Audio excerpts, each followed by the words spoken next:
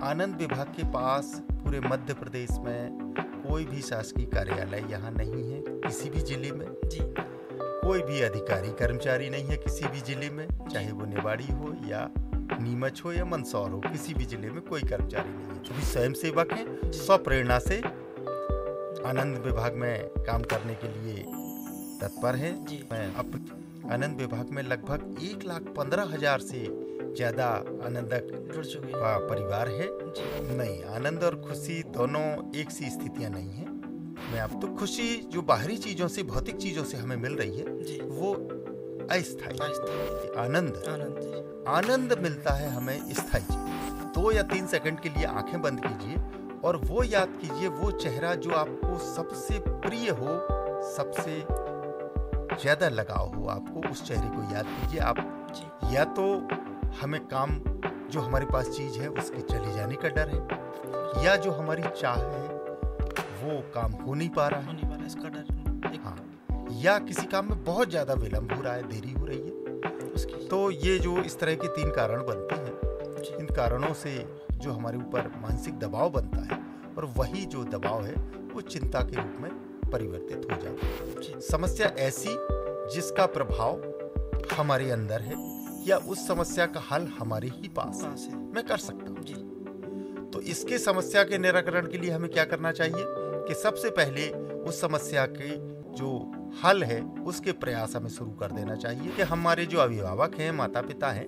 वो बच्चों से कहते हैं कि तुम्हें पढ़ाई की चिंता करो, तुम करियर की चिंता करो, तुम्हें अपनी भविष्य की कोई चिंता नहीं है। चिंता करना सिखाते हैं हम। मैं अभिभावकों को सलाह देना चाहूंगा कि हम चिंता की जगह कि चिंता का पाठ ना पढ़ाएं बच्चों को, उनको एक योजनाबद्ध तरीके से काम करने की योजना बनाना सिखाएं। नमस्कार, मैं शंकर स्वागत करता हूं आज के एक और नए पॉडकास्ट में। और आज हमारे साथ जो नए गेस्ट हैं वो हैं आनंद विभाग के जिला संपर्क व्यक्ति, जी हाँ, जो कि आनंद विभाग में एक मास्टर ट्रेनर जी हैं। आइए उनसे संक्षिप्त में उनका परिचय लेते हैं। सर, बहुत बहुत स्वागत है आज का हमारे इस पॉडकास्ट में। तो सर, थोड़ा सा सवाल तो बहुत सारे हैं आनंद विभाग के बारे में, लेकिन उससे पहले आपका छोटा सा एक परिचय हो जाए जो हमारे दर्शक देख रहे हैं। मेरा नाम वीके पुरोहित है और मैं मध्य प्रदेश शासन का जो अनूठा विभाग है आनंद विभाग, उसमें मैं निवाड़ी जिले में जिला संपर्क व्यक्ति के रूप में कार्यरत हूँ। साथ ही साथ मैं आनंद विभाग का मास्टर ट्रेनर भी हूँ जी। और विभिन्न जो विभाग की ट्रेनिंग प्रोग्राम्स चलते हैं, चाहे वो स्टेट लेवल पर हों या हमारे स्थानीय स्तर पर, दोनों में मैं सहभागिता करने का, अपने कार्य के साथ साथ सहभागिता करने का प्रयास करता हूँ। जी सर, जैसा आपने बताया कि आप आनंद विभाग में मास्टर ट्रेनर का काम करते हैं और बहुत सारे आप पे दायित्व भी रहते हैं, ये हमने भली भांति देखा हुआ है। निवाड़ी क्षेत्र में आपके बहुत सराहनीय काम भी रहे हैं और वर्तमान में जहाँ तक मैं समझ पा रहा हूँ जो अभी परीक्षाएं चल रही हैं उसमें आप एक फ्लाइंग स्क्वाड का भी काम करते हैं, देखते हैं। तो अभी जो आपका काम चल रहा है वो किस प्रकार के चल रहा है, थोड़ा इसके बारे में भी संक्षिप्त में बता दें। मैं बेसिकली स्कूल शिक्षा विभाग में प्रिंसिपल के पद पर कार्यरत हूँ जी। और स्कूल शिक्षा का अभी चूँकि बच्चों के बोर्ड के एग्ज़ाम्स 10वीं 12वीं के एग्ज़ाम्स चल रहे हैं हमारी 25 फरवरी से 25 मार्च तक जी। ये हमारे विभाग के लिए एक बड़ा चुनौतीपूर्ण समय होता है जी कि बच्चों की बहुत अच्छे से एग्ज़ाम कंडक्ट हो जाए जी। और चूँकि मैं आनंद विभाग से जुड़ा हूँ इसलिए ये भी प्रयास रहता है कि बच्चों के मन मस्तिष्क पर ये एक प्रेशर ना बने, इसके लिए भी मैं काम करता रहता हूँ थोड़ा थोड़ा सा जी। साथ ही जो हमारी मूल जिम्मेदारियां हैं विभाग की उनका भी निर्वहन मुझे करना पड़ता है और ये गौरव का विषय है कि हमारे निवाड़ी जिले में जितने भी माध्यमिक शिक्षा मंडल ने केंद्र बनाए हुए हैं जी, उनमें बहुत ही नकल विहीन और बहुत ही शांतिपूर्ण ढंग से परीक्षाएं हो रही हैं। निश्चित रूप से ये हमारे लिए गौरव की बात है जी। तो चलते हैं अपने सवालों की तरफ। सर, जो आपका विभाग है आनंद विभाग, ये क्या है? आनंद मतलब विभाग तो बहुत सारे हैं लेकिन स्पेशली आनंद विभाग, इसको लोग सुनते ही नहीं, मतलब सुनने का तो छोड़ो, लोग जानते नहीं है, बस नाम सुना है आनंद, लेकिन बहुत से लोग नहीं जानते, लगभग कोई नहीं जानता निवाड़ी में। तो ये क्या है आनंद विभाग? बिल्कुल बिल्कुल जी। ये जैसे हमारे मध्य प्रदेश शासन के बहुत सारे 52-54 विभाग हैं जी, उनकी श्रृंखला में निश्चित रूप से जब इसकी स्थापना हुई, गठन हुआ इस विभाग का, जी तो ये अवधारणा थी कि उस श्रृंखला में एक विभाग और बढ़ जाना, ये सोच नहीं थी। जी ये हमारे देश के लिए और प्रदेश के लिए ये गौरव की बात है कि एक अनूठा प्रदेश है मध्य प्रदेश, जी जिसमें पूरे भारत में केवल एक ही प्रदेश ऐसा है जिसने शासकीय स्तर पर आनंद को बढ़ाने के प्रयास शासकीय स्तर पर किए हैं। मतलब मध्य प्रदेश एक ऐसा पहला राज्य है, पहला भारत में राज्य, अनूठा राज्य है कि जिसने शासकीय तौर पर जी मध्य प्रदेश में आनंद के प्रसार की गतिविधियों को बढ़ाने के लिए आनंद विभाग का 2016 में गठन किया था। और इस विभाग की विभिन्न गतिविधियों के माध्यम से जी आनंद का जो प्रसार है वो जन जन तक, प्रदेश के नागरिकों तक, सभी तक, चाहे वो शासकीय हो या अशासकीय, जी छोटा हो या बड़ा, वृद्ध हो या महिला हो। सभी के लिए आनंद विभाग कार्यरत है। जी तो ये निश्चित रूप से हमारे लिए मध्य प्रदेश के निवासी होने के नाते हम सब के लिए ये गौरव की बात है। बिल्कुल सर। और आज के समय पे एक आनंद से शब्द से ही पता चलता है कि व्यक्ति को आनंदमय होना बहुत ज़्यादा ज़रूरी है। तो इसी हिसाब से तो अगले सवाल की तरफ हम बढ़ते हैं। अभी आपने बताया आनंद विभाग के बारे में, तो सर आनंद विभाग का कार्य क्या होता है स्पेशली? मध्य प्रदेश में जो आनंद विभाग संचालित है जी, इसके मुख्य कार्य हैं कि सबसे पहले तो आनंद के प्रसार की नीतियों का निर्धारण करना कि प्रदेश के सभी नागरिकों के लिए जी आनंद की किस तरह की नीतियां निर्धारित हों, उनका निर्धारण किया जाता है। जी इसके कार्यक्रमों का निर्धारण करना, साथ ही साथ विभिन्न विभागों के साथ समन्वय करते हुए उन विभागों के लिए निर्देश जारी करना जी और आनंद के प्रसार के लिए प्रदेश में सभी नागरिकों के लिए आनंद के प्रसार के लिए विभिन्न कार्यक्रमों को, विभिन्न गतिविधियों को मूर्त रूप देना और उनको मुख्य धारा में लाना, जी, ये आनंद विभाग के मुख्य कार्य उद्देश्य में है। सर इसमें एक और चीज़ आती है, अभी आपने बहुत सारी चीज़ें बताई हैं, तो आनंद विभाग का मुख्य उद्देश्य एक यही रहा है क्या कि व्यक्ति आनंदमय ही रहे, या कुछ और भी इसमें हिस्से लिए गए हैं? बिल्कुल, बहुत बढ़िया। आनंद विभाग का जो उद्देश्य है निश्चित रूप से थोड़ा सा मैं उसको डिफाइन करना चाहूँगा जी। अभी जैसा कि हम देख पा रहे थे कि हमारे समाज में भौतिक प्रगति सभी ओर दिखाई दे रही है। जी बिल्कुल। लेकिन इसके साथ साथ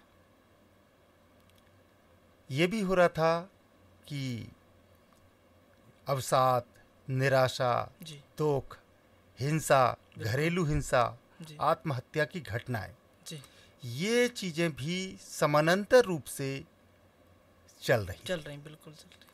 लेकिन एक तरफा बात होने से शायद कल्याण होना संभव नहीं है। बिल्कुल, दोनों पक्षों को कह सकते हैं। बिल्कुल बिल्कुल।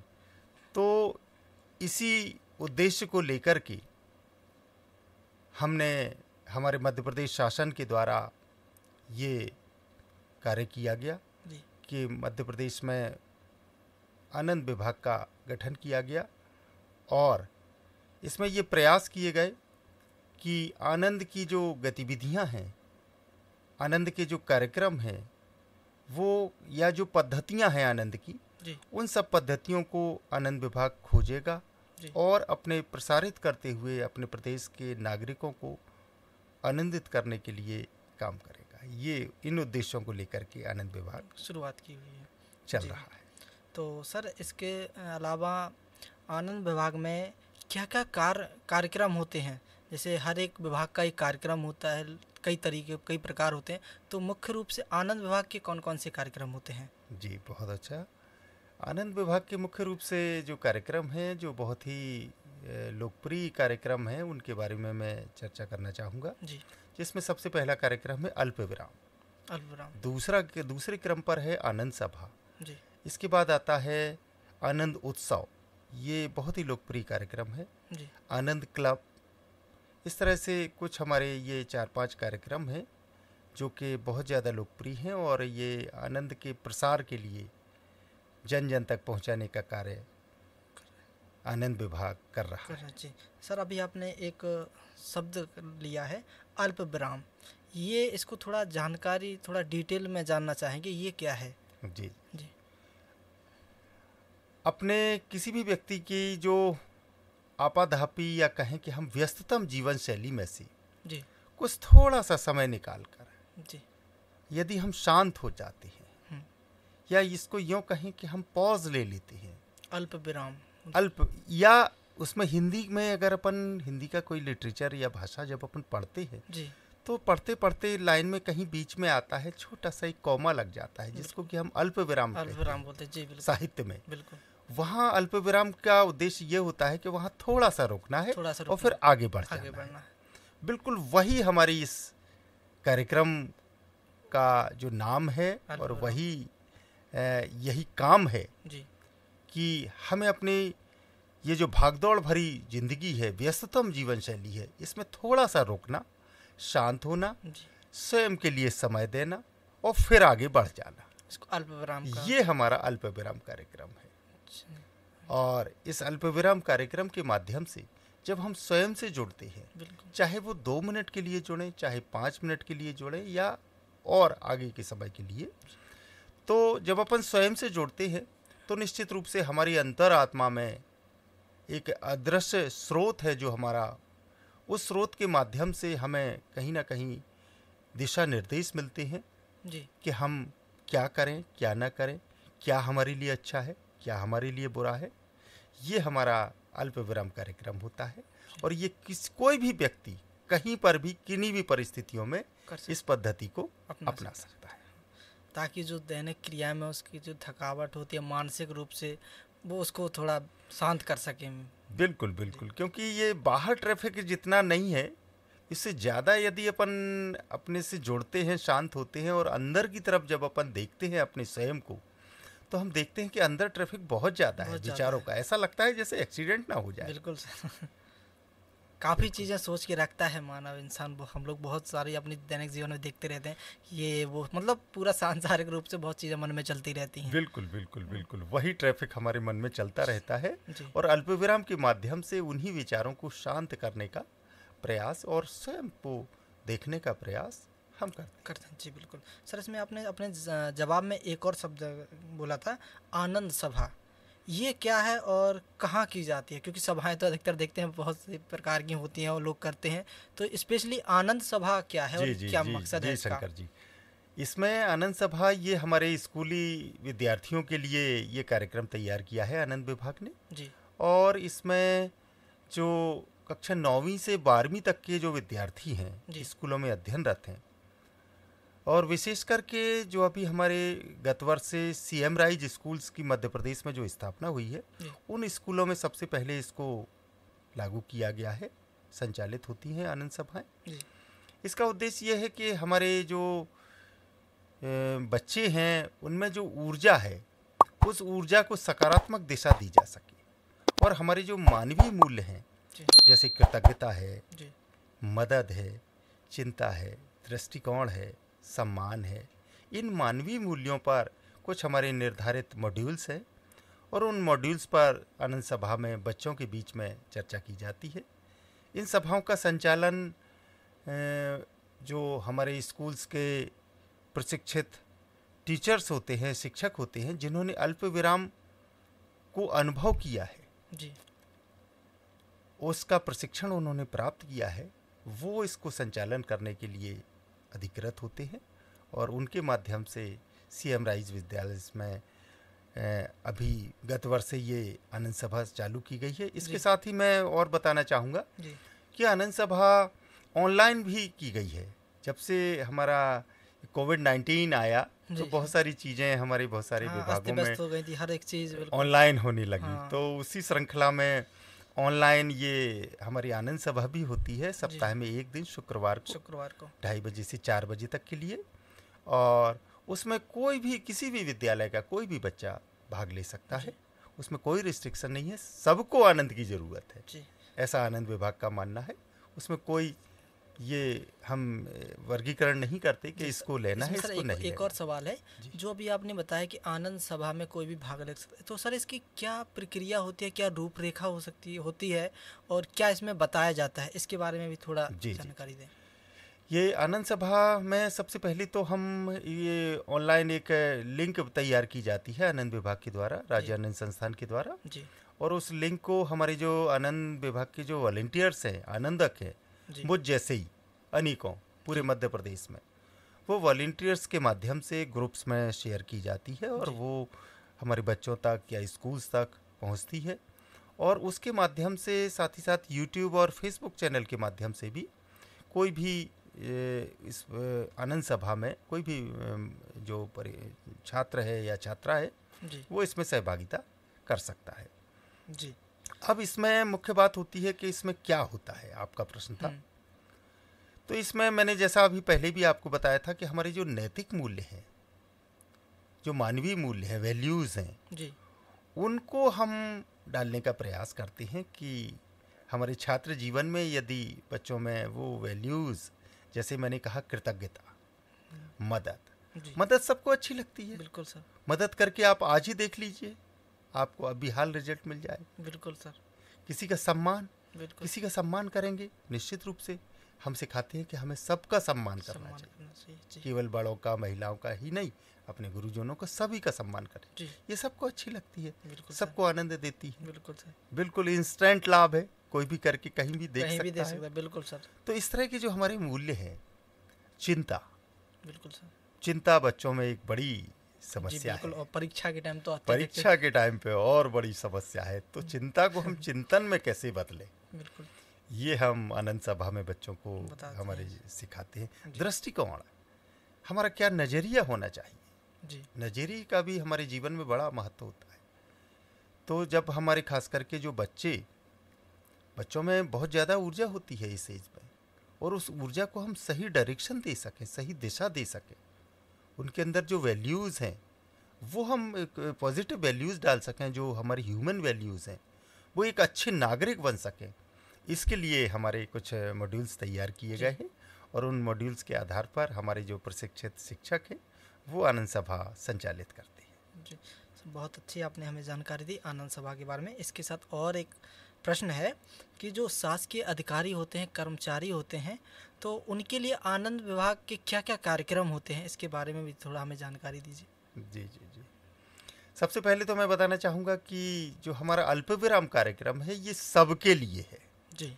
चाहे वो शासकीय व्यक्ति हो या नहीं हो अशासकीय हो, जी। सबके लिए है अल्पविराम।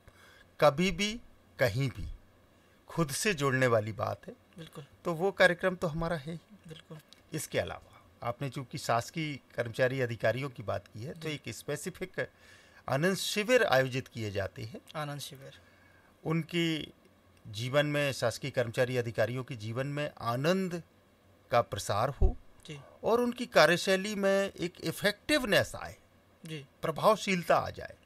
ये इस उद्देश्य को लेकर के आनंद विभाग ने देश के 3 जो प्रख्यात संस्थान हैं उनसे एमओयू किया है जी। जिनमें पहला है आर्ट ऑफ लिविंग बेंगलुरु जी। दूसरा है ईशा फाउंडेशन कोयम्बटूर और तीसरा है initiative of change Panchgani Maharashtra में है जो जी। इन 3 संस्थानों में शासकीय कर्मचारी अधिकारियों को समय समय पर भेजा जाता है। 5 दिन का प्रशिक्षण होता है, आवासीय प्रशिक्षण, निःशुल्क प्रशिक्षण है ये शासकीय अधिकारियों कर्मचारियों के लिए जी। और प्रत्येक कर्मचारी अपने जीवन में अपनी पूरी यात्रा के दौरान, शासकीय सेवा के दौरान एक कोई प्रशिक्षण कर सकता है। इस तरह की व्यवस्था अभी विभाग ने की है जी। और ये इसके जो परिणाम हैं, जो हमारे शासकीय कर्मचारी अधिकारी गए हैं इन प्रशिक्षणों में, निश्चित रूप से बहुत ही सकारात्मक परिणाम आए हैं जी। क्योंकि इंसान शासकीय हो या सामान्य तौर पे हो, कठिनाई दोनों के जीवन में होती है, दोनों को ज़रूरत होती है आनंद की। तो सबके लिए सुविधा सरकार ने की हुई है आनंद विभाग में स्पेशली, कि लोगों के मन में किसी भी प्रकार की निराशा ना रहे, आनंदमय रहे। जी। एक और अपने सवाल की तरफ बढ़ते हैं सर, कि प्रदेश का सर कोई भी नागरिक हो, कोई भी, तो क्या इस कार्यक्रम में वो किस प्रकार से जुड़ सकता है, क्या प्रक्रिया होती है, इसके बारे में? जी जी जी। देखिए, कोई भी हमारा प्रदेश का नागरिक हो और यदि वो आनंद विभाग से जुड़ना चाहता है, राज्य आनंद संस्थान से जुड़ना चाहता है जी, तो उसको जुड़ने के लिए बहुत ही आसान तरीका है। आजकल सोशल मीडिया का ज़माना है, अपने मोबाइल के माध्यम से वो उस वेबसाइट, हमारी आनंद संस्थान की वेबसाइट है www.anandsansthanmp.in पर जाकर के आनंदक के रूप में अपने आप को पंजीकृत कर सकता है और हमारे आनंद विभाग की जितनी भी गतिविधियां हैं, जितने भी कार्यक्रम हैं, उन सब कार्यक्रमों से वो की जानकारी ले सकता है और जुड़ भी सकता है। इसमें सर जैसे जो आपने लिंक दी बताई है, इसमें जैसे रजिस्ट्रेशन करने के लिए क्या कोई दस्तावेजीकरण होता है या फिर सामान्य सी जानकारी होती है, जैसे नाम हो गया आपका, गार्डियंस नेम हो गया, या कोई डॉक्यूमेंट्री का तो आधार कार्ड अपलोड करना होता है, इस प्रकार का कोई प्रावधान है क्या? हाँ, इसमें थोड़ा सा कुछ बहुत ज़्यादा डॉक्यूमेंट्स की ज़रूरत नहीं होती है जी। लेकिन अपनी जो व्यक्तिगत जानकारी के साथ मोबाइल नंबर्स है और आपका जो व्यक्तिगत विवरण है, यदि शासकीय हैं तो शासकीय, अशासकीय हैं तो अशासकीय, और साथ ही साथ आधार नंबर थोड़ा सा ज़रूरी होता है क्योंकि आजकल आधार एक सभी ऑनलाइन डाटा में मांगते हैं तो उससे, ताकि उससे वेरिफिकेशन हो सकता है। बस इतनी सी जानकारी, बाकी इसमें सभी चीज़ें निःशुल्क हैं और बहुत सारे डॉक्यूमेंट्स की या किसी डॉक्यूमेंट की कोई आवश्यकता नहीं होती जी। और सर इसमें आपने एक और शब्द जोड़ा था, आनंदक, ये इसी से मिलता जुलता है कि कुछ अलग है इसमें? आनंदक क्या है, ये थोड़ा अजीब समझ नहीं आ रहा हमें। ये देखिए, आनंद विभाग में कोई भी व्यक्ति जब जुड़ता है तो वो आनंदक के रूप में जुड़ सकता है। आनंद विभाग के जितने भी, क्योंकि आनंद विभाग के पास पूरे मध्य प्रदेश में कोई भी शासकीय कार्यालय यहाँ नहीं है, किसी भी जिले में जी। कोई भी अधिकारी कर्मचारी नहीं है किसी भी जिले में, चाहे वो निवाड़ी हो या नीमच हो या मंदसौर हो, किसी भी जिले में कोई कर्मचारी नहीं है। ये सभी स्वयं सेवकों की सहायता से ये आनंद विभाग चल रहा है जी।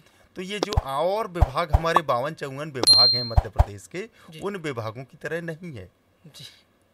इसमें कोई भी व्यक्ति आनंदक के रूप में स्वप्रेरणा से अपने कार्य के साथ साथ जी, यदि वो समाज के लिए आनंद विभाग की गतिविधियों से जुड़कर समाज के लिए कुछ करना चाहता है जी, तो आनंद विभाग में वो सादर आमंत्रित है और आनंदक के रूप में वो पंजीकृत होते हैं। और पंजीकृत होने के साथ साथ आनंद विभाग की जो गतिविधियां चलती हैं लोगों के आनंद के प्रसार के लिए, उन गतिविधियों से जुड़ने का आनंदकों को अवसर दिया जाता है ताकि वो स्वयं आनंदित हो सकें और समाज को भी अन्य लोगों के लिए उदाहरण बन सके। बिल्कुल सर, ऐसा प्रयास किया जाता है। ये हमारे आनंदक हैं, सभी स्वयं सेवक हैं, स्वप्रेरणा से आनंद विभाग में काम करने के लिए तत्पर हैं जी। अपनी इच्छा से। मैं आपको एक चीज़ और बताना चाहूँगा कि आज हमारे पास मध्य प्रदेश में आनंद विभाग में लगभग 1,15,000 से ज़्यादा आनंदक जुड़ चुके हैं का परिवार है जी। और इस परिवार के ही माध्यम से आनंद विभाग की विभिन्न गतिविधियां या आनंद के प्रसार के जो विभिन्न पद्धतियां हैं, कार्यक्रम है, वो संचालित किए चल रहे हैं।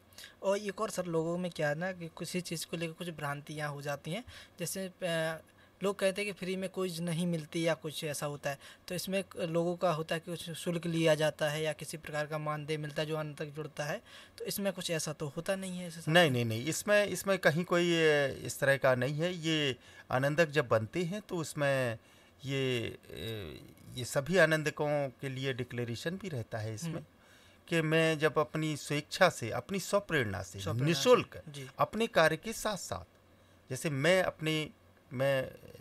एक प्रिंसिपल की हैसियत से अपना काम कर ही रहा हूँ शासकीय तौर पर, या कोई भी व्यक्ति बिजनेस कर रहा है, चाहे या जो भी काम कर रहा है, वो उसको काम तो करना ही है। बिल्कुल, देखिए, काम तो हमें करना ही है अपना। उस काम के साथ साथ यदि हम समाज के लिए भी थोड़ा सा कुछ करना चाहते हैं, अतिरिक्त समय निकाल करके अपनी स्वप्रेरणा से करना चाहते हैं, बहुत सारे लोग हैं जो करना चाहते हैं समाज के लिए, लेकिन उनको प्लेटफॉर्म नहीं मिल पाता, मंच नहीं मिल पाता। तो बहुत सारे लोग हैं जो कि 1,15,000 से अधिक लोग जो आनंद विभाग से जुड़े हुए हैं, ये वही लोग हैं जो कि इच्छुक हैं, स्वप्रेरणा से इच्छुक हैं और समाज के लिए कुछ देना चाहते हैं, कुछ करना चाहते हैं, समाज में महत्वपूर्ण भूमिका निभा रहे हैं, लोगों को खुश रख रहे हैं। बिल्कुल। तो एक और अपने सवाल की ओर बढ़ते हैं सर, कि क्या आनंद और खुशी एक ही स्थितियों में है सर? क्या है ये चीज़ कि आनंद और खुशी दोनों अलग अलग, किस तरह से बोलेंगे सर इसको? नहीं, आनंद और खुशी दोनों एक सी स्थितियां नहीं हैं।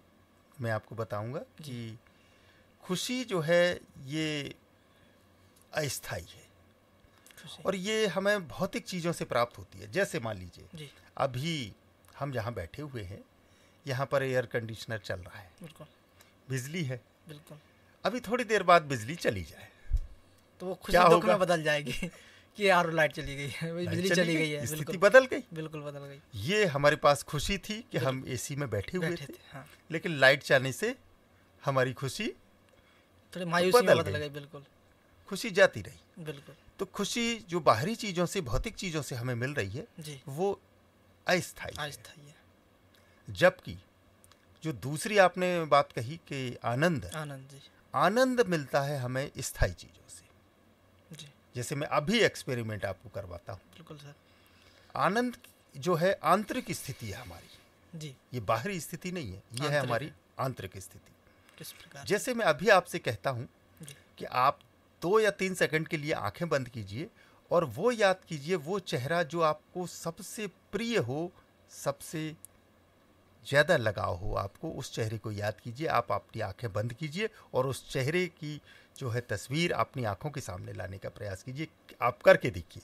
जी सर बिल्कुल, जी, मैं ट्राई बिल्कुल, करता हूँ, प्रयास बिल्कुल करता हूँ। आंखें बंद कीजिए 2-3 सेकंड के लिए, जी उस सर बिल्कुल। प्रिय चेहरे को याद कीजिए। जी सर बिल्कुल। अब मैं प्रश्न करूंगा अब जी आपसे सर। कि अब आपको कैसा लग रहा है? अब सर एक अलग ही अनुभव हो रहा है कि जो प्रिय है, कह सकते हैं जो अच्छा है, प्रिय है, उसके बारे में सोचना एक मतलब खुशी जो जाहिर नहीं कर पा सकते इंसान। बहुत अच्छा, बहुत अच्छा। अंदर से हाँ, आप प्रसन्न हो प्रफुल्लित रहे हैं, हो- प्रफुल्लित हो रहे हैं, आनंदित हो रहे हैं, यो हो कह रहे सकते हैं। क्योंकि बाहरी तो चीजों से लगाव खत्म हो गया बाहरी है। चीजों से खत्म हो गया। तो ये जो जब अंदर से हमें खुशी मिलती है, जी वो है आनंद। और ये खुशी हमारी स्थायी है। कभी भी, कहीं भी, किसी भी समय ये आनंद की स्थिति हम प्राप्त कर सकते हैं। इसमें हमें बाहरी चीज़ों की आवश्यकता नहीं है। कोई आवश्यकता नहीं है और ये स्थायी रहती है हमेशा, आनंद की स्थिति। जी। और ये आंतरिक स्थिति है, जबकि बाहर- खुशी बाहरी चीज़ों में है। अभी उसका प्रभाव है बाहरी चीज़ों का, भौतिक चीज़ों का। जी हम खुश हैं, खुश है। हम गाड़ी से चले जा रहे हैं, बहुत खुश हैं। बिल्कुल कार में ड्राइव कर रहे हैं, बहुत अच्छा है। जी जैसे ही गाड़ी खराब हुई, हमारी खुशी जी बिल्कुल जाती रही एक जाती सेकंड रही। में। तो खुशी और आनंद में एक मूल अंतर है ये अंतर है। और इंसान को अधिकतर आनंद में ही रहना चाहिए तो ज़्यादा से ये मूल स्वभाव है इंसान का, हर आदमी की चाहत है, चाहते हैं। वो आनंद में रहना चाहता है। बिल्कुल बिल्कुल सर। तो अगले सवाल की ओर सर अपन बढ़ते हैं कि रोज़ के जीवन में जो अपना रोज़मर्रा की जो जीवन होता है, तो हम इसमें किस तरह से खुश रह सकते हैं, किस तरह से आनंद में रह सकते हैं? क्योंकि आज की जो भागदौड़ भरी ज़िंदगी है, वो लोग बहुत चिंता में निकल रही है। तो जो छोटी छोटी चीज़ें होती हैं, तो किस प्रकार लोग रोज़मर्रा के अपने जीवन में खुश रह सकते हैं? अभी जैसे आनंद विभाग के कुछ कार्यक्रमों के बारे में मैंने आपको बताया था, जी। उसमें एक कार्यक्रम है अल्प विराम। अल्प विराम जी यदि हम रोज की दिनचर्या में आनंदित होना चाहते हैं, प्रसन्न होना चाहते हैं, तो निश्चित रूप से अल्प विराम की जो पद्धति है, वो कभी भी, कहीं भी और कोई भी व्यक्ति इस पद्धति को अपना करके स्वयं से जुड़ सकता है, स्वयं आनंदित हो सकता है, जी शांत हो सकता है, प्रसन्नचित हो सकता है। निश्चित रूप से ये बहुत ही अच्छा हमारा कार्यक्रम है आनंद विभाग का, जी बहुत ही अच्छी पद्धति है। और कभी भी, कहीं भी, कोई भी व्यक्ति, किसी भी एज ग्रुप का इस छोटी सी विधा के साथ वो स्वयं से जुड़ सकता है और आनंदित हो सकता है। बिल्कुल। मतलब उस रच में कोई क्या एक समय निर्धारित होता है क्या कि सुबह शाम दोपहर? बेहतर होता है कि यदि हम सुबह के समय ये जो आध्यात्मिक चीज़ें हैं जितनी जी। भी, यदि सुबह के समय मॉर्निंग टाइम में यदि अपन करते हैं तो इसके परिणाम और ज़्यादा सकारात्मक आते हैं। बिल्कुल लेकिन यदि कभी कोई दुविधा है, कोई परेशानी है, या समय का अभाव है, या भागदौड़ भरी जीवन शैली है हमारी, जी तो हम चाहें तो दोपहर में भी कर सकते हैं, चाहें तो हम शाम को भी कर सकते हैं, क्योंकि ये तो अल्प विराम है। बिल्कुल अपनी भागती हुई जिंदगी में थोड़ा सा विराम लेके विराम लेना है हमें और शांत होना है और अपने अंदर हमारी जो अनंत स्रोत है, अंतरात्मा है, जी उससे संवाद करना है, उससे बात करना है। जी और जब हम अपने अंतरात्मा से बात करते हैं जी तो निश्चित रूप से हमें ये पता चलता है, हमारी स्थिति का पता चलता है कि हम क्या हैं, हमारी स्थिति क्या है, हमारी परिस्थितियाँ कैसी हैं बिल्कुल सर, स्वयं की। बिल्कुल। और सर एक चीज़ और एक जो अगला सवाल है हमारा थोड़ा एक ऐसे विषय को लेके है कि लोग बहुत जल्दी उस चीज़ में चले जाते हैं। जी हाँ, और मतलब वो है एक चिंता, आप समझ सकते हैं कि और कहते हैं कि बड़े बुजुर्ग लोगों ने कहा कि चिंता चिता बन जाती है एक दिन। तो ये चिंता क्या है और इससे निपटने के लिए लोग क्या करेंगे और स्पेशली आप क्या करते हैं इसके बारे में, क्योंकि आप आनंद विभाग से हैं तो आप कितने उसमें परिपूर्ण हैं ये हम समझ सकते हैं। जी जी जी जी तो जी ये शंकर क्या जी। है चिंता से और किस तरह से इससे दूर हों? देखिए, मैं पहले थोड़ा सा आपको चिंता के बारे में बताऊंगा जी कि चिंता क्या है, आपने कहा। फिर उससे चिंता से कि जो निपटने की समाधान है उन जी पर बात जी करेंगे। बिल्कुल। तो किसी भी व्यक्ति के मन की जो चाहत है, जी यदि वो पूरी ना हो, बिल्कुल या कोई चीज उसके पास है, मेरे पास है, बिल्कुल। और उसके चले जाने का डर हो, या किसी काम में बहुत ज्यादा देरी होने लगे, ऐसी स्थिति में जो हमारे अंदर भाव जागृत होते हैं जी और वो मन मस्तिष्क पर हावी होने लगती है, वो ही जो भाव होते हैं, जो प्रेशर होता है हमारे मन मस्तिष्क पर, दिलो जी दिमाग पर, वही उसी को हम चिंता कहते हैं। जी या तो हमें काम, जो हमारे पास चीज है उसके चले जाने का डर है, या जो हमारी चाह है वो काम हो नहीं पा रहा हो है, नहीं पा रहा, इसका डर एक हाँ, या किसी काम में बहुत ज्यादा विलंब हो रहा है, देरी हो रही है।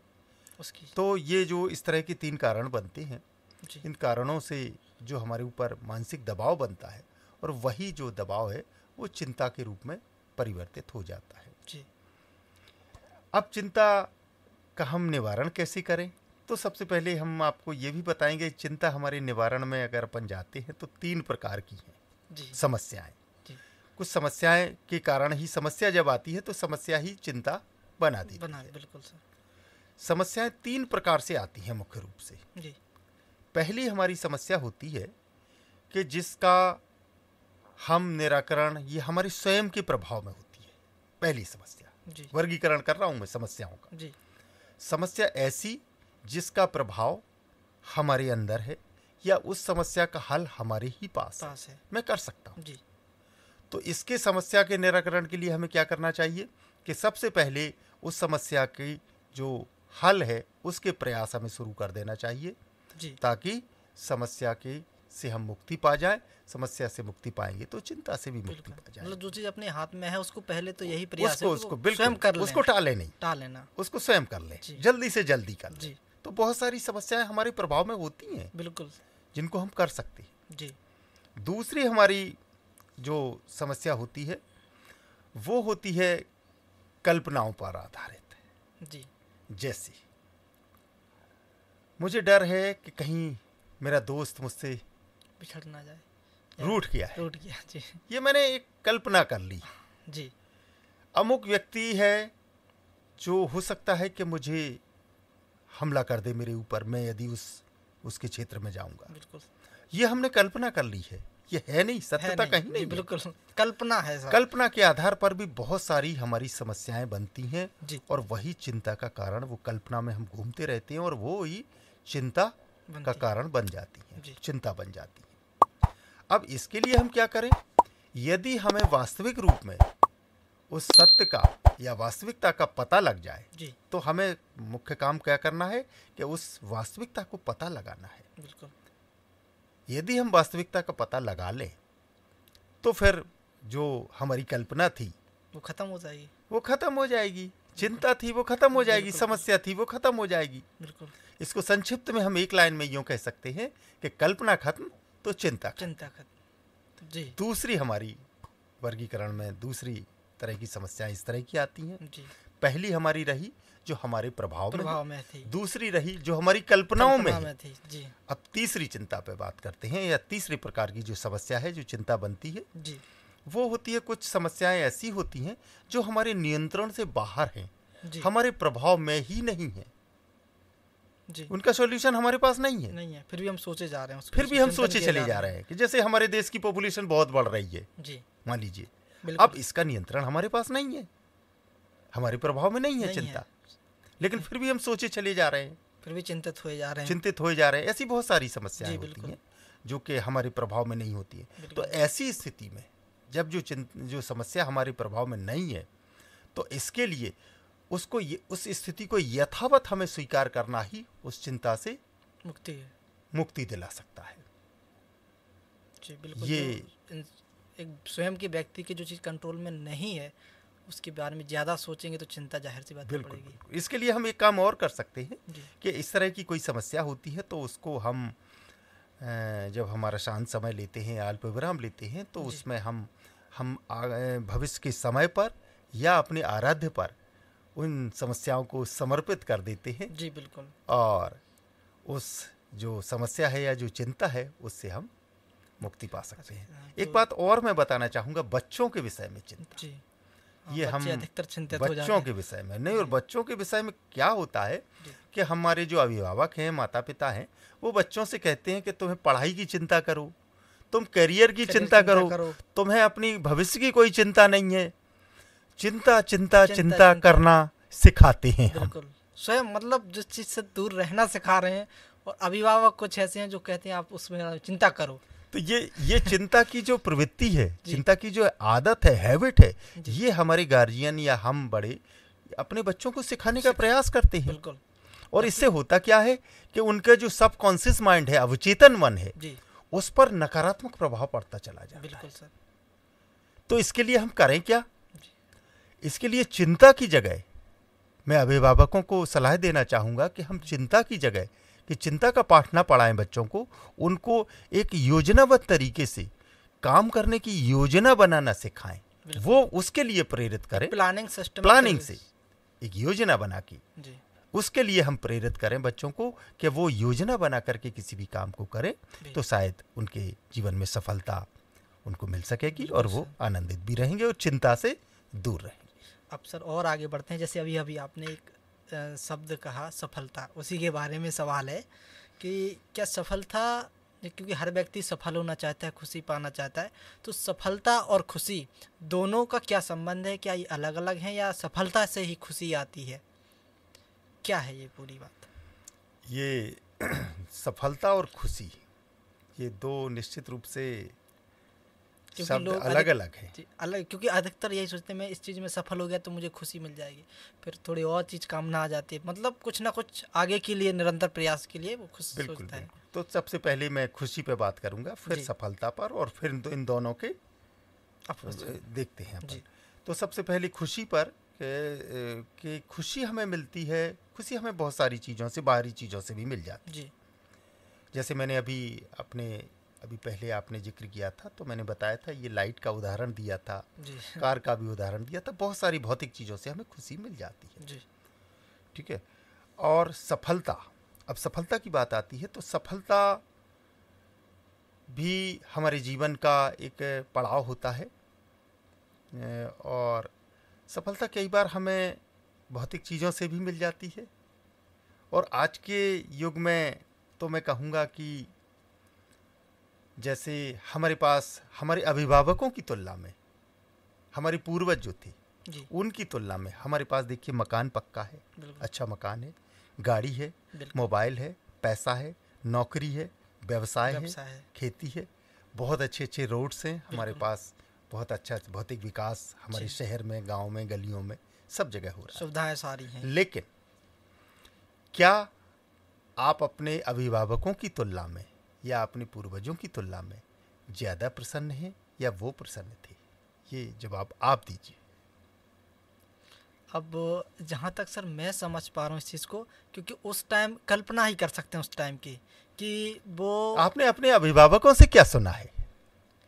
अब अभिभावक की अगर बात करें तो वो तो यही कहेंगे कि हमारे जीवन में ये चीज़ था और उतने में वो खुश थे, क्योंकि आज के जीवन में, दैनिक जीवन में चीज़ें बहुत ज़्यादा बढ़ गई हैं और हर चीज़ की चाह भी बढ़ गई है कि ये चीज़ चाहिए, ये चीज़ चाहिए, लेकिन उस टाइम चीज़ें पर्याप्त थी और उन तक वो सीमित थी। उसमें वो प्रसन्न थे कि मैं जब बचपन में था तो होली का एक अलग आनंद था, आज वो आनंद नहीं रह गया। इससे आप सहमत हैं? बिल्कुल है सर। आप कहते हैं कि दिवाली आई, मेरे बचपन में जो दिवाली हम गांव में दिवाली मनाते थे वो दिवाली में जो आनंद था वो आज आनंद नहीं है। नहीं है, बिल्कुल इससे आप सहमत हैं? बिल्कुल सर, सहमत तो है। यही चीज है हमारी कि बहुत सारी भौतिक चीज़ों से निश्चित रूप से जो है हमें सफलताएं भी हमने मापदंड बना लिए कि यह हमारी सफलता हो गई जी या हमें खुशी मिल गई। लेकिन यदि हम पहले खुश हों, आनंदित हों, बिल्कुल प्रसन्नचित्त हों, और वो भी अंदर से, खुशी का मापदंड केवल बाहर से हंसना, एक भौतिक रूप से यांत्रिक रूप से हंसना, वो खुशी नहीं है। जी, वो अंदर तो फिर से कोई भी हंस लेगा। बिल्कुल, बाहरी खुशी तो कोई भी बाहरी चाहेगा। खुशी तो कोई भी। जी रियल लाइफ में अपन जब भी सेल्फी मोड पे रहते हैं तो अपन कहते हैं बिल्कुल, स्माइल स्माइल प्लीज, प्लीज। तो अपन सेल्फी में तो स्माइल ही करते हैं, बाहरी तौर लेकिन पे, बाहरी तौर पर स्माइल है, वो यांत्रिक तौर पर यांत्रिक पे है। नहीं है। लेकिन जब यांत्रिक तौर पर ना हो करके जो अंदर के भाव है हमारे, वो आनंदित करने वाली हों, वो प्रसन्नता देने वाली हों, जी तो ऐसी स्थिति में अगर इस तरह से अपन प्रसन्न रहते हैं तो निश्चित रूप से, और इस प्रसन्न खुश होकर के कोई भी काम अपन करते हैं जी तो ये गारंटी है कि उस काम करने की सफलता कई गुना बढ़ जाती है, और साथ ही साथ आनंद भी बढ़ जाता हमें मिलता है। ये खुशी है कि बाहरी चीज़ों पे ना जाके आंतरिक खुशी को अगर ज़्यादा ढूंढें या रहें तो सफलता अपने आप आएगी। तो उसी के बारे में अपन बात करेंगे कि अभी तो ये खुशी हो गई है, सफलता के बारे में और थोड़ा जानना चाहेंगे सर।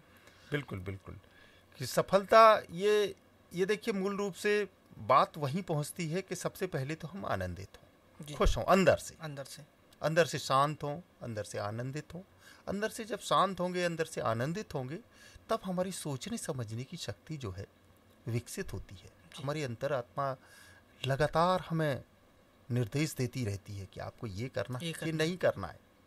कभी आप करके देखिए, बिल्कुल ये निर्देशित करती है हमारी अंतरात्मा। ये एक ऐसा सोर्स है, एक ऐसा स्रोत है जी, दिव्य स्रोत, जो कि आपको ऑर्डर करता रहता है कि आपको ये करना है, ये नहीं करना है, ये खराब है आपके लिए, ये अच्छा है।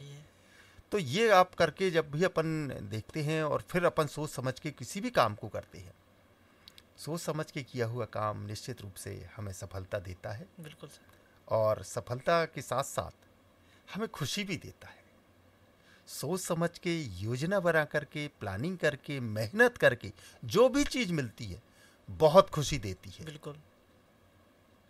तो ये जब सफलता हमें मिलती है, जैसे कि आजकल एग्ज़ाम चल रहे हैं, मैं चूँकि टीचर भी हूँ, बच्चे मैं देखता हूँ कि बच्चे एग्ज़ाम दे रहे हैं, बहुत मेहनत कर रहे हैं, कड़ा परिश्रम कर रहे हैं, और जब कड़ा परिश्रम करने के बाद आज से 1 महीने 2 महीने बाद उनका रिजल्ट डिक्लेयर होगा और किसी के 90% मार्क्स आएंगे, तो फिर उसकी खुशी, जो आंतरिक खुशी है, वो देखते ही बनती है, चाहे उसके परिजन हो, चाहे वो हो।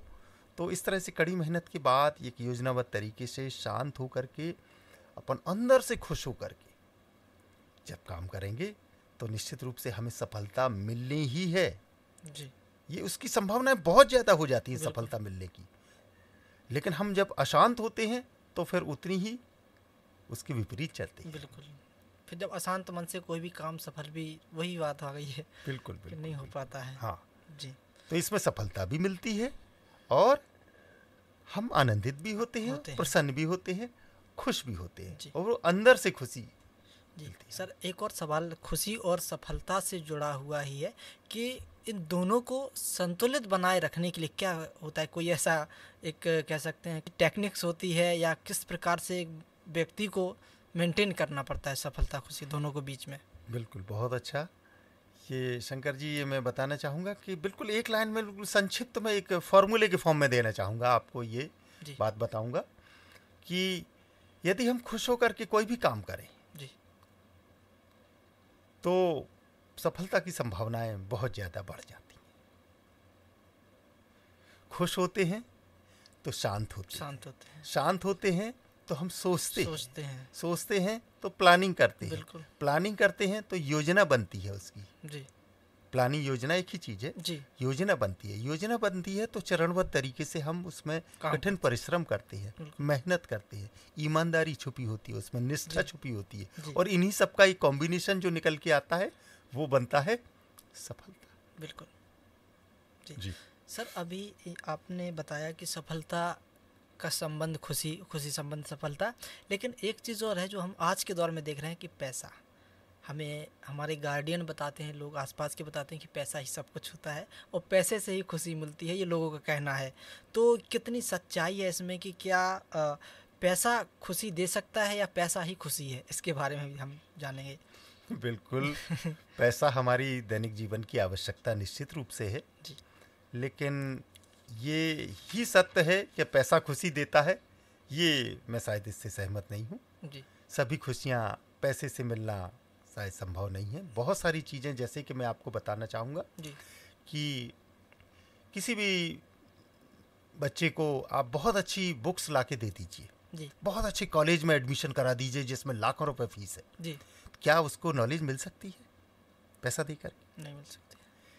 बहुत सारी दवाइयाँ आप ला करके दे दीजिए, बहुत सारे हॉस्पिटल में हॉस्पिटलाइज करा दीजिए आप किसी भी व्यक्ति को, जी तो क्या उसको वो हेल्दी हो सकता है, स्वास्थ्य मिल सकता है उसका? सही। दवाइयाँ हमें केवल, या पैसे से हम केवल बिस्तर तो खरीद सकते हैं, लेकिन शायद नींद नींद ना खरीद पाए। नहीं खरीद पाए। इसी तरह से हम पैसे से बच्चों को बुक्स ला के दे सकते हैं, उनके लिए कॉलेज में एडमिशन करा सकते हैं, सुविधाएं दे सकते हैं, उनको गाड़ी ला के दे सकते हैं, लेकिन शायद नॉलेज नहीं दे सकते। सही बात। तो ये हम कहते भी हैं कि पैसे से सुविधा सारी, लेकिन सुकून, आंतरिक सुकून वो नहीं मिल सकता। बिल्कुल बिल्कुल। तो इसलिए पूरी तरह से ये बात सत्य नहीं है कि पैसे से ही सब कुछ खुशियाँ मिलती हैं। पैसा हमारी आवश्यकता है जी। निश्चित रूप से। तो सर अगले सवाल की तरफ हम बढ़ते हैं कि ऐसी कौन कौन सी चीज़ें हैं जिन चीज़ों पे हम छोटी छोटी खुशियाँ पा सकते हैं, किन चीज़ों पे हमारी खुशियाँ अधिकतर निर्भर होती हैं, इसके बारे में भी हम थोड़ा जानना चाहेंगे। बहुत अच्छा। ये शंकर जी, मैं बताऊंगा आपको कि हमारे दैनिक जीवन में भी बहुत सारे ऐसे काम होते हैं जिनमें हमें बहुत ज़्यादा समय की, बहुत ज़्यादा संसाधनों की या बहुत ज़्यादा धनराशि की आवश्यकता नहीं है खुशी पाने के लिए। जी यदि हम इस भ्रम को पालें कि हमें ऐसा ऐसा करना होगा तभी खुशी मिलेगी, ऐसा बिल्कुल भी नहीं है। जी हम दैनिक जीवन में, जैसे कि मान लीजिए हमारी जो नैतिक मूल्य हैं, वैल्यूज़ हैं हमारी, उनमें छोटी छोटी सी, जैसे कि मान लीजिए मैंने पहले बताता हूँ आपको मदद, और मदद भी कैसी? हम अपने घर में हैं, जी अपने माता पिता के साथ, अपने गार्जियन के साथ छोटी छोटी सी जो काम है उनमें मदद करें। हमारे घर में कोई बुजुर्ग हैं, कोई बीमार है, उनकी मदद कर दें अपन। मम्मी की खाना परोसने में मदद कर दें आप। जी तो ये छोटी छोटी सी मदद है, ये भी आपको खुशी खुशी देंगे। दे सकते हैं। दूसरों का सम्मान करना, हमारे जो बड़े हैं सभी का सम्मान करें हम, हमारे जी जो परिजन हैं, प्रियजन हैं, सबका हम सम्मान करें, इससे भी आपको खुशी मिलती है। जी दूसरों में अच्छाई ढूंढें। हमारी सामान्य रूप से जो हमारी आदत है, बुराई ढूंढने की आदत है। जी हम सामान्य रूप से लोगों में बुराइयां बुराई ढूंढते ढूंढते हैं, हैं। जी पहला काम यही होता है। जबकि प्रकृति ने जितनी भी रचनाएं की हैं इस संसार में, जी उनमें सब में एक ना एक गुण डाला है। जरूरत है उस गुण को देखने देखने की। की। जैसा हमारा दृष्टिकोण होगा वो चीज हम देख लेंगे। बिल्कुल हम उसमें अच्छाई भी ढूंढ सकते हैं। बिल्कुल यदि अच्छाई ढूंढेंगे, हम अंदर से प्रसन्न होंगे। प्रसन्न हो जाए। यदि हम सम्मान करेंगे, निश्चित रूप से सामने वाला हमें आशीर्वाद देगा, बिल्कुल हमें प्रसन्नता मिलेगी। बिल्कुल यदि हम किसी की मदद करेंगे, ये बिल्कुल ऐसे आसान तरीके हैं कि आज ही करके देख सकते हैं।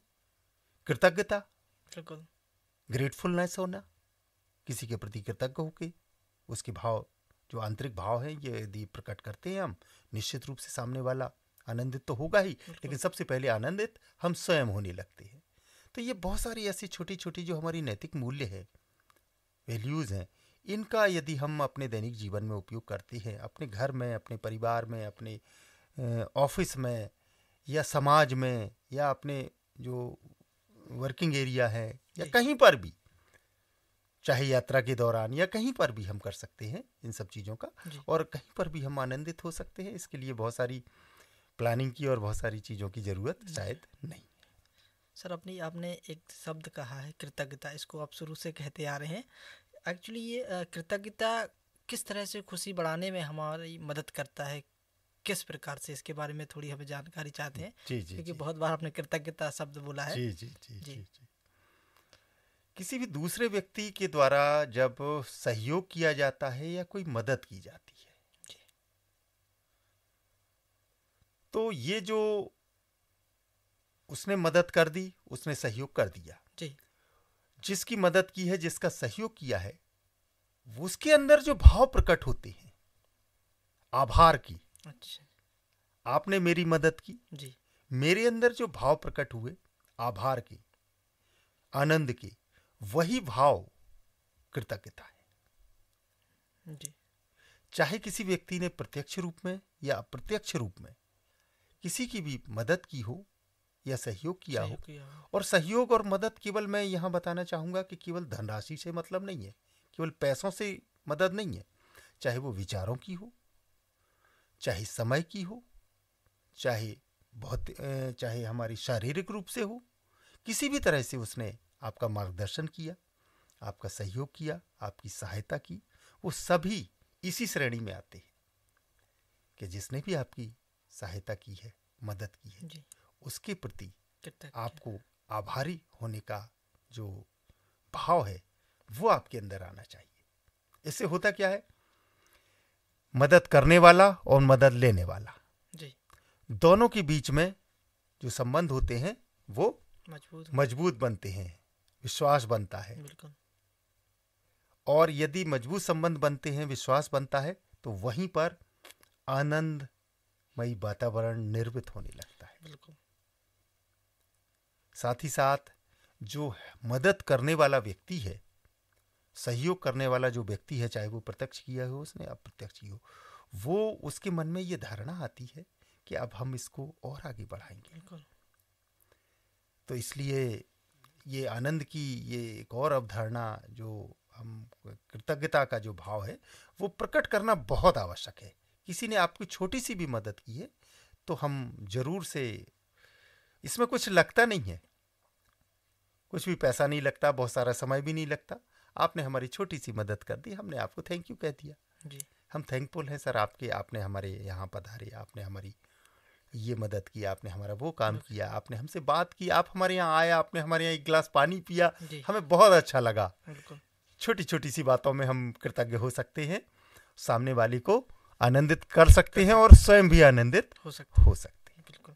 तो अगले सवाल की तरफ सर अपन बढ़ते हैं। आपने कृतज्ञता के बारे में अच्छी जानकारी हमें दी कि खुशी के लिए सर का कोई संसाधन होता है, या जैसे कुछ बुक्स पढ़ते हैं, जैसे मन नहीं लग रहा है किसी व्यक्ति का, हम अपने देखते हैं कुछ चीज़ों में जो अशांत मन से देखते हैं, तो कुछ ना कुछ ऐसे मतलब क्या बोलते हैं इसको, दोबारा से बोल दे रहे हैं सर। खुशी के लिए स्पेशली जैसे कुछ संसाधन होते हैं, क्या कोई संसाधन एक जीवन में संसाधनों पर निर्भर रह सकते हैं, या फिर कोई ऐसी प्रक्रिया होती है जिससे हम अपना खुश रह सकते हैं, या किताबों के माध्यम से, या किसी अन्य मनोरंजन के साधन भी है बहुत सारे, तो क्या आप इसके बारे में बताएं? बहुत अच्छा आपने खुशी के बारे में बात की शंकर जी। मैं बिल्कुल मैथमेटिकल फॉर्म में आपको इसका जवाब दूंगा जी। खुशी जो निर्भर करती है हमारी, वो 50% खुशी निर्भर करती है हमारी अनुवांशिकता पर। अनुवांशिकता। 40% खुशी निर्भर करती है हमारी मन की स्थिति पर, हमारी आंतरिक स्थिति पर, हमारी स्वयं की, किसी और की नहीं, हमारी स्वयं की, बाहरी चीजों का कोई हस्तक्षेप नहीं जी। और 10% बचा, ये 10% निर्भर करता है बाहरी परिस्थितियों पर जी। अब देखिए, हम होता क्या है कि ये जो 10% के चक्कर में हमारे पास जो 90% हमारे पास है उसको हम खो देते हैं, उस पर ध्यान नहीं देते हैं और इसी 10% में उलझे रहते हैं। तो क्या हमारे पास जो 40% हमारे हाथ में है, 50 तो अनुवांशिकता हो गई, बिल्कुल, हमारे घर परिवार की, पूर्वजों की, या हमारी हेरिडिटी कैरेक्टर्स हो गए, लेकिन 40 हमारे हाथ में है, हमारी मन की स्थिति, क्या हम नहीं सुधार सकते? वो हमारे प्रभाव में है। बिल्कुल। यदि हम उसको सुधार लें, उस पर थोड़ा सा ध्यान दे लें, थोड़ा सा खुद से प्रेम कर लें, थोड़ा सा खुद से पर समय दे लें, खुद से संवाद कर लें, तो वो 40% स्थिति ऊपर उठ सकती है और हम बहुत जल्दी खुश हो सकते हैं। लेकिन हम करते क्या है, सामान्य रूप से हम उस 10 को तो लिए रहते हैं और 90 को छोड़े बैठे होते हैं। तो ये हमारा खुशी का जो पैमाना है वो इस तरह से, खुशी के लिए हम इसीलिए कहते हैं कि हम 40% पर ज़्यादा ध्यान दें और जो हमारी स्वयं की खुशी है, आंतरिक खुशी है, उस पर हम ध्यान दें तो हम निश्चित रूप से खुश हो सकते हैं, आनंदित हो सकते हैं। जी जी। सर, आपने बहुत अच्छी बात बताई है, हमें आनंद विभाग के बारे में बताया। और अब समय भी काफ़ी हो चुका है, तो इसलिए अपने बातचीत को थोड़ा समाप्ति की ओर ले चलते हैं। और जाते जाते एक छोटा सा सवाल है कि खुशी के लिए क्या कोई जैसे पुस्तक एक बहुत अच्छा उदाहरण है कि किसी प्रकार की बहुत सारी पुस्तकें आती हैं जिनको पढ़ के हम आनंद हो सकते हैं, आनंदमय हो सकते हैं। तो क्या ऐसी कोई पुस्तकें हैं जिनको पढ़ के हम आनंद का अनुभव कर सकते हैं या खुशी पा सकते हैं, या कोई ऐसे जी संसाधन? जी जी जी देखिए, चूंकि आज का सोशल मीडिया का ज़माना है, हमारे जी अधिकांश लोग बिना मोबाइल के तो शायद जीवन आज के ऐसा लगता है कि संभव ही नहीं है। तो सबसे पहले मैं उसी पर चर्चा करूंगा जी कि हम मोबाइल के माध्यम से या कंप्यूटर के माध्यम से हमारे राज्य आनंद संस्थान की आनंद विभाग की वेबसाइट है आनंद संस्थान MP.in, उस पर जाकर के अपना रजिस्ट्रेशन करा सकते हैं। और रजिस्ट्रेशन के बाद उसमें बहुत सारे हमारी गतिविधियां हैं, बहुत सारे कार्यक्रम हैं